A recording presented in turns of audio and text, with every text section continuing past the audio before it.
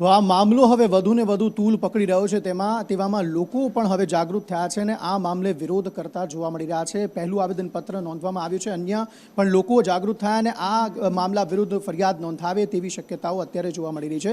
સમાચારો તરફ આગળ વાત કરીએ, અમદાવાદના કોટ વિસ્તારમાં એક ગેરકાયદે બાંધકામને લઈને ભાજપ કોંગ્રેસના નેતાઓ સામસામે આવી ગયા।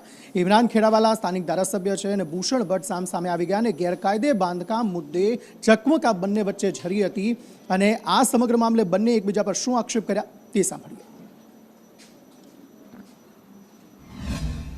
પોલિટિકલી એમને કંઈ ફાયદો થાય એના માટે જમાલપુર વોર્ડના અંદર જ ગેરકાયદેસર જે બાંધકામો કહીને તોડવામાં આવી રહ્યા છે।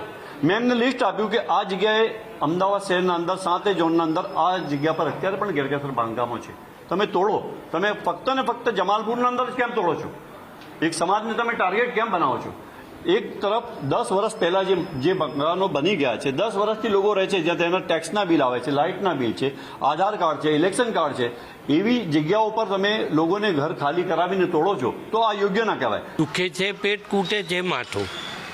આ બાંધકામ બચાવવા માટે સલમાન મેં જાતે ગયા હતા। સના વખતે નોટિસ આપી કેમ જાતે ના ગયા? સોનામાં પણ નોટિસો આપી કેમ જાતે? હકીકતની અંદર ત્યાંના સ્થાનિક રહીશો પણ આનાથી ખૂબ પરેશાન છે। જે ગલીની અંદર રિક્ષા નથી જતી, જે ગલીની અંદર સ્કૂટર નથી જતા, ત્યાં 7 માળ 10 માળના ટાવર બને છે, એ ઇમરાનભાઈને